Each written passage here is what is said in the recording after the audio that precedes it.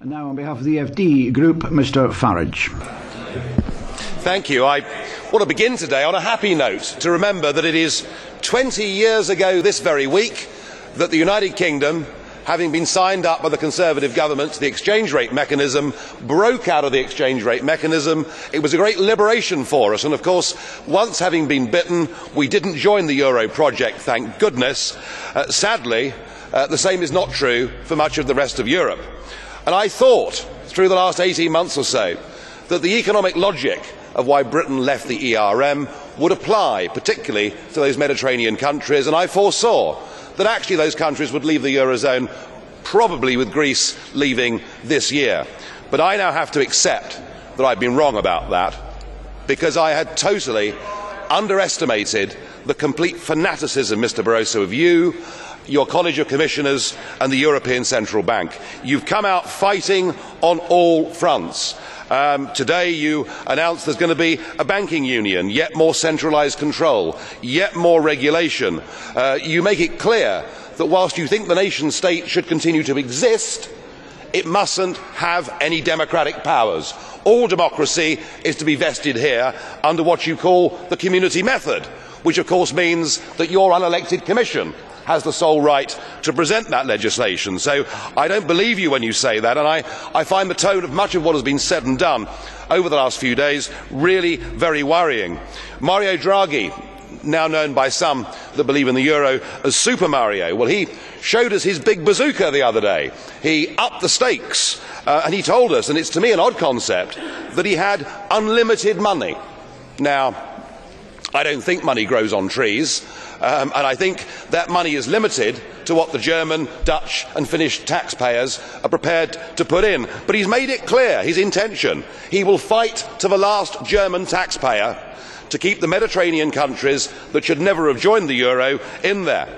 And you've got, of course, the Prime Minister now of Italy, perhaps we ought to call him Monstrous Mario, who made it clear last week that he feared that nation-state democracy could bring down the European Union, and therefore we have to bypass nation-state democracy and pass all the powers here. Your henchman, Olli Rehn, who's here today, I mean, he dares to tell countries when they should and should not have general elections. He's urging Spain to accept a full bailout so that they too are trapped in the euro prison.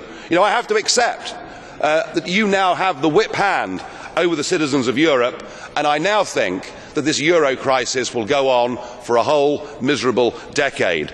In the end, you will have to face the reality that even France and Germany cannot survive together in the same economic and monetary union, and certainly with President Hollande reducing retirement ages, upping minimum wages and bringing in a hate tax for the successful, which will see all the entrepreneurs leave France, I'm afraid that gap will get bigger.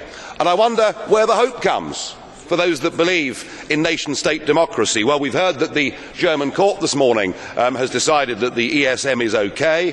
Maybe the Finns will say they've had enough. Maybe the Germans, as a country, will say we no longer are going to go on feeling ashamed and guilty of what our grandparents' generation did, and will start to stand up for our own economic interest. I don't know, but I suspect that the best hope we've got actually comes from the United Kingdom, where now the demand for a referendum is stronger than it's ever been, where a Conservative Prime Minister is in very deep trouble.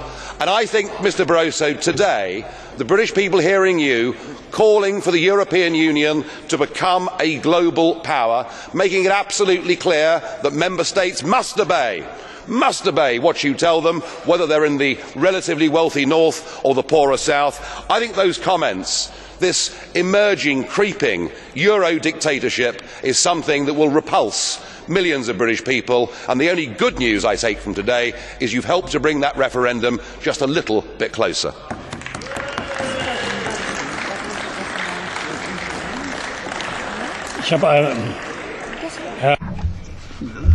Mr. Farage, I have a question for you.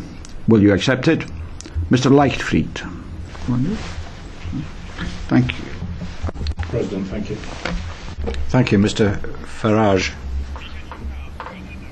When I was a young member, a long time ago, of course,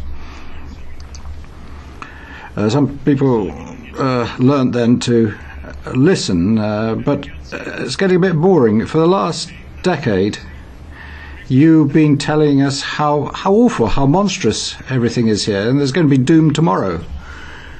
The disasters are going to come to us from all sides. And what's happening? I'm not afraid of tomorrow morning. Some people perhaps believe you. Some of the older people perhaps believe what you're saying, but I don't. I mean, think about something new. Say something new. Say something different. Well, I think the point about listening is a very good one. Very good one. You should have listened when the French people voted no to the European Constitution, but you chose to ignore them. You should have listened when the Dutch, by a massive majority of 2-1, said no to the Constitution, but you didn't. You rebranded it as the Lisbon Treaty without conceding a single power. You bulldozed it through, and here this morning we hear talk of a new treaty and a new constitution. And when Little Ireland not once but twice dares to vote no in a referendum on European integration, you don't listen, you bully them and make them vote again. You're the one, sir, who's not listening. Das Wort hat jetzt Frau. Thank you.